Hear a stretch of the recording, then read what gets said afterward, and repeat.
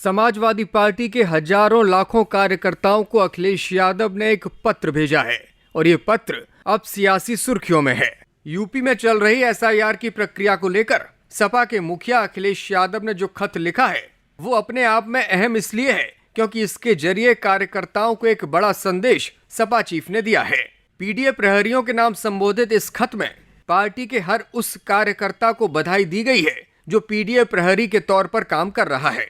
इस खत में क्या कुछ लिखा गया है और ये खत क्यों महत्वपूर्ण है ये आपको आगे बताएंगे, लेकिन पहले संसद से सामने आई उन तस्वीरों को देखिए जिसमें सोनिया गांधी का जन्मदिन मनाया जा रहा है। अलग ही अंदाज में जब ये जन्मदिन संसद परिसर में मनाया गया तो सपा के चीफ अखिलेश यादव और सांसद डिंपल यादव ने सोनिया से मुलाकात कर उन्हें जन्मदिन की शुभकामनाएं दी।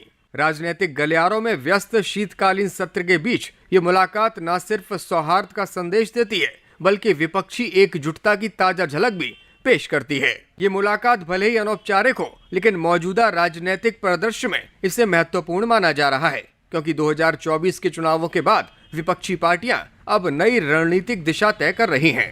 कल अखिलेश यादव ने लोकसभा में दिए गए अपने संबोधन में वंदे मातरम को लेकर कई बड़ी बातें कही थी। अखिलेश यादव के इसी वक्तव्य के बाद अब उत्तर प्रदेश के डिप्टी सीएम केशव प्रसाद मौर्य ने तीखा वार किया है। उन्होंने अखिलेश यादव पर व्यक्तिगत टिप्पणी करते हुए कहा कि बिहार चुनाव में विपक्ष की हार के बाद अखिलेश का मानसिक संतुलन बिगड़ गया है। केशव प्रसाद मौर्य यहीं नहीं रुके, उन्होंने कहा कि अखिलेश यादव को वंदे मातरम कहने तक का हक नहीं है। अखिलेश यादव द्वारा केशव प्रसाद मौर्य को स्टूल मंत्री कहे जाने के बाद से लगातार डिप्टी सीएम बौखलाए हुए हैं और अखिलेश यादव की हर टिप्पणी पर इसी तरह पलटवार करते हुए दिखाई देते हैं। चलिए अब बात करते हैं अखिलेश यादव के उस खत की जो उन्होंने अपने कार्यकर्ताओं को लिखा है। दरअसल एसआईआर प्रक्रिया के बीच सपा चीफ ने एक खुला खत लिखा है। अखिलेश यादव ने इस खत के जरिए पार्टी के कार्यकर्ताओं को बड़ा संदेश दिया है। अखिलेश यादव ने इस खत में क्या कुछ लिखा है वो आप खुद देखिए। प्रिय पीडीए प्रहरियों, हर एक पीडीए प्रहरी बधाई का पात्र है जो एक एक वोट के लिए दिन रात एक करके अपना लोकतांत्रिक कर्तव्य निभा रहा है। हम हर एक पीडीए प्रहरी को प्रशस्ति पत्र देकर उनके ऐतिहासिक योगदान को इतिहास में दर्ज कर देंगे और दुनिया को बताएंगे कि जब प्रभुत्ववादी ताकतें भारत की चुनावी प्रक्रिया को अपहरित करने की कोशिश कर रही थीं, तब ऐसे में किस तरह पीडीए प्रहरियों के रूप में हर बूथ पर हमारे बीएलए, सेक्टर लेवल कार्यकर्ताओं, पदाधिकारियों, नेताओं ने अपने फर्ज को निभाया और लोकतंत्र में वोट डालने के अधिकार को बचाया। इनमें से हर एक व्यक्तिगत रूप से बधाई का सुयोग्य पात्र है। इस कड़ी में हम उन बीएलओ को भी ऐतिहासिक बधाई का पात्र मानते हैं जिन्होंने अपना सब कुछ दांव पर लगाकर अपना कर्तव्य बेहद ईमानदारी से निभाया है।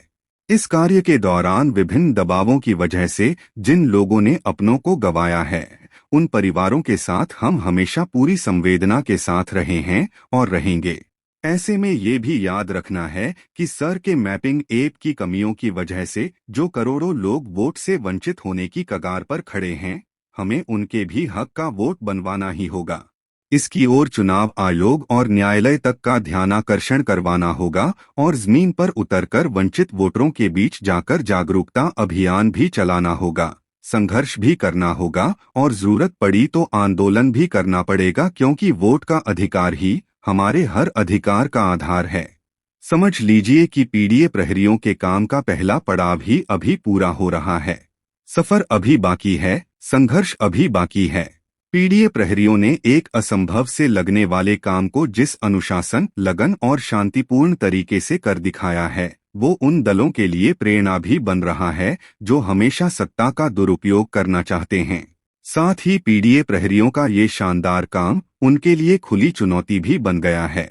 इस अथक प्रयास ने साबित कर दिया है कि जिस दल के पास अनुशासनबद्ध, कर्तव्यनिष्ठ, समर्पित कार्यकर्ता होते हैं वो इतिहास को नई दिशा देने की क्षमता रखते हैं। ईमानदारी और सत्यनिष्ठा के साथ संगठन की शक्ति जब जुड़ती है और जब शोषित, वंचित, दमित समाज एक साथ उठ खड़ा होता है तो मूक क्रांति मुखर हो उठती है। अखिलेश यादव का ये खत इसलिए महत्वपूर्ण है क्योंकि संसद में अपने वक्तव्य के दौरान अखिलेश यादव ने दावा किया था कि एसआईआर जो हो रहा है वो अंदर ही अंदर एनआरसी करने की कोशिश की जा रही है। इसीलिए उत्तर प्रदेश में डिटेंशन सेंटर भी बनाए गए हैं। आधार जैसा कार्ड जिसमें सब कुछ डॉक्यूमेंटेड है, आपके फिंगर्स हैं, आपकी आई है, आपका पूरा डिटेल है, उसके बाद भी आप आधार को नहीं मान रहे। इसका मतलब ये एसआईआर नहीं है, ये अंदर ही अंदर एनआरसी वाला काम कर रहे हैं। क्योंकि हमने उत्तर प्रदेश में सुना है कि वहां के मुख्यमंत्री जी कह रहे हैं कि हम डिटेंशन सेंटर बना रहे हैं। वही एसआईआर में जिसका नाम नहीं, उसके लिए डिटेंशन सेंटर की जरूरत है। इसका मतलब अध्यक्ष महोदय, जो काम ये खुल के नहीं कर सकते थे एनआरसी, वो काम ये एसआईआर के बहाने कर रहे हैं। तभी ये कभी कभी कहते हैं घुसपैठियां हैं और डिटेंशन सेंटर बन रहे हैं। अखिलेश यादव ने एसआईआर में अब तक यूपी में 10 लोगों की जान जाने का दावा भी किया। उन्होंने कहा कि हमने खुद 2 लाख रुपयों की मदद की है। चुनाव आयोग को सामने आकर हर पीड़ित परिवार को 1 करोड़ रुपए और सरकारी नौकरी देनी चाहिए। जहां तक एसआईआर की बात है, जो एसआईआर यूपी में चल रही है, अभी तक 10 लोगों की जान जा चुकी है। बीएलओ जो गांव-गांव जाने की और गली-गली जाने के लिए जिनको काम मिला है, उसमें लगभग 10 लोगों की जान जा चुकी है। 9 लोगों की हमारे पास सूची है। मुरादाबाद में बीएलओ सर्वेश सिंह ने फांसी लगा ली, उन पर काम का बोझ था। 29 नवंबर में बिजनौर में बीएलओ शोभा रानी को हार्ट अटैक हो गया।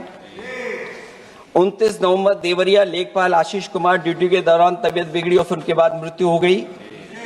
फतेहपुर में लेखपाल सुधीर कुमार ने शादी के एक दिन पहले फांसी लगा ली। और इस परिवार से तो मैं खुद मिला था जाकर के।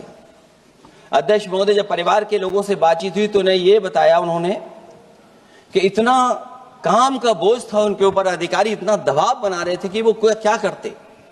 और जो इलेक्शन कमीशन ने अध्यक्ष महोदय कहा कि हम ट्रेनिंग देंगे बीएलओ को, मैं ये दावा कर सकता हूं कि उत्तर प्रदेश के बहुत कम बीएलओ को ट्रेनिंग मिली होगी। और यहां मैं कह सकता हूं कि एक भी बीएलओ को ट्रेनिंग नहीं दी गई जो देनी चाहिए थी।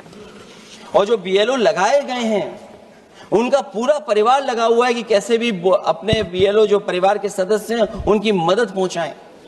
महिला है, वो फॉर्म नहीं भर सकती, कई बार उसके परिवार के सदस्य लगे हुए हैं कि कैसे फॉर्म भरवाएं हम उनका। तो 9 लोगों की जान गई है। हमने अपनी पार्टी की तरफ से तो 2 लाख रुपए की मदद की है। हमारी मांग होगी कि चुनाव आयोग और इस लोकतंत्र को मजबूत करने के लिए जो मदद होनी चाहिए 1 करोड़, और उनको सरकारी नौकरी मिलनी चाहिए।